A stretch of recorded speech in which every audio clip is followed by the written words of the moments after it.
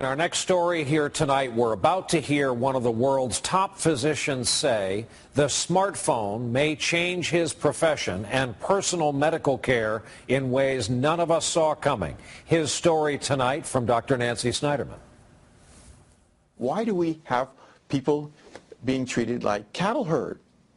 That's waste. And the billions of dollars that's being wasted each year for screening and the wrong drugs and the wrong everything. It's astounding. And we just can't go on like this.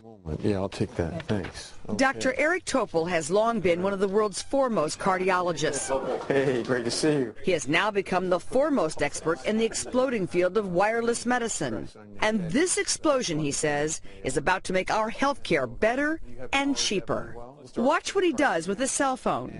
And we'll just pop this iPhone into it like that. He shows how simply his modified iPhone produces a cardiogram for a patient. So you just put your fingers on that. There you go.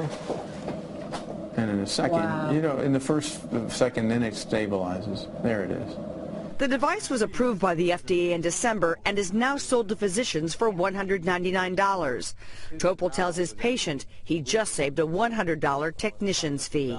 So are we close to using this to say I'm going to diagnose you and prescribe 4 or 5 apps instead of 4 or 5 medications? Well, these days I'm actually prescribing a lot more apps than I am medications. You can take the phone and make it a lab on a chip. You can do blood tests, saliva tests, urine tests, all kinds of things, sweat tests through your phone. This is a powerful device. And we'll just have you, want to just hold that on there like that? Topol's patient, Ron Thompson, is dealing with several significant heart issues. You saw that on a phone. Weren't you just amazed the first time you saw that? Yeah, absolutely. I'm used to having a ECG machine hooked up to me and put all these, all shaving my chest and sticking, stick them on there and putting the electrodes or whatever. But yeah, no, this is incredible. Topol also uses a portable ultrasound, a V-scan, to image Ron's heart. So, get a good window. Oh, there's the aorta, and you see it is dilated. Sure do. The V-scan is made by GE, a parent company of NBC. Can you see that? See how strong that is coming together? He does in the office what would normally be a separate test, costing $800. There's 20 million, over 20 million echocardiograms done a year. So 20 million times $800, that's a lot of money. Probably 70, 80% we can get rid of just by having this part of the physical exam. I was surprised when you saw Ron that the technology did not get in the way of the doctor-patient relationship. Actually, well, I think it helps make the whole interaction much more intimate, because now I'm sharing the results in real time. There's so much technology now that we could, by using digital structure that exists today, that we could make the office visit an enjoyable thing. And not only that, Nancy, but it doesn't have to be in person. There's no reason why a lot of office visits, if not most, could be done remotely. Ron could take his EKG at home, send.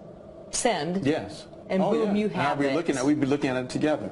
Or if I got him a wireless ultrasound and he just puts it right there, and I just say, okay, take a deep breath, I could be watching it in real time. I mean, anything that we do can be done remotely. When Topol came to Scripps in San Diego from Cleveland, he started a new chapter in his life. When you moved here in 2006, you had just left the Cleveland Clinic under not very happy circumstances. Right. He had a reputation for brashness.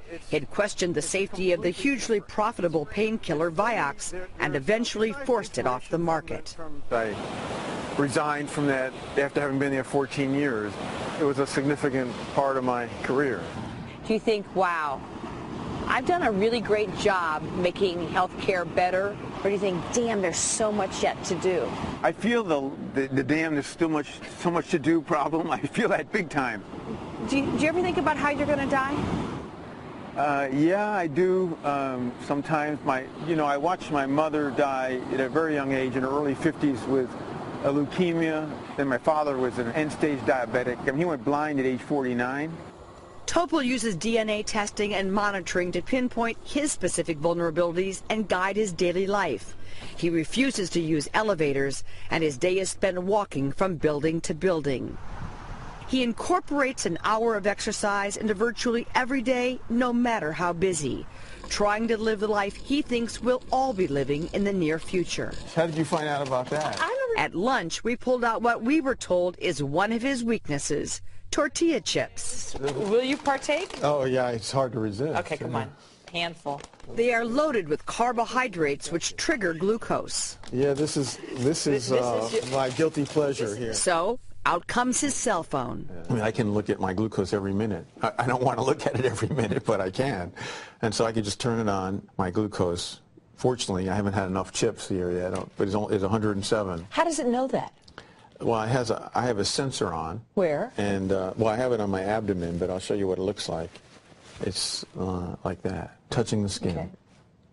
So that sends a wireless signal to this? Yes.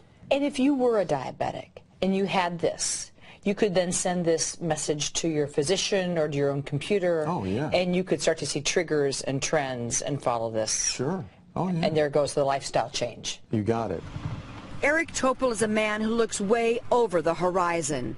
And everywhere he looks, he sees a cell phone. In the future, let's assume I have heart disease. What could this tell me about impending trouble? Well, we're working on a project that will take a nanosensor in the bloodstream that is smaller than a grain of sand, and it will pick up a signal when you have cells that are coming off, shed into the bloodstream, coming off from the artery lining, which is the precursor to a heart attack. And then you will get on your phone a special heart attack ringtone, which will warn you within a week or 2 weeks that you are very liable to have a heart attack. I know it sounds a little invasive, putting this little tiny, smaller than a grain of sand in your blood, but what that will do of having your body under continuous surveillance, talking to your phone, that's the future of medicine. So this is their heart rate. This is his newest passion, the Visi mobile wrist monitor. Topol was involved in its development. Everything a hospital intensive care unit now monitors, this does wirelessly. So if my 90-year-old father is discharged from the hospital, it's conceivable he could go home with something like this and a doctor could monitor him remotely? Absolutely. His book lays out how the digital revolution will create better health care. You write in your book that medicine is currently set up to be maximally imprecise. Yeah, medicine today is about as much wasteful as one can imagine. So let's just take drugs in this country, prescription drugs, $350 billion a year, a third of which is total waste.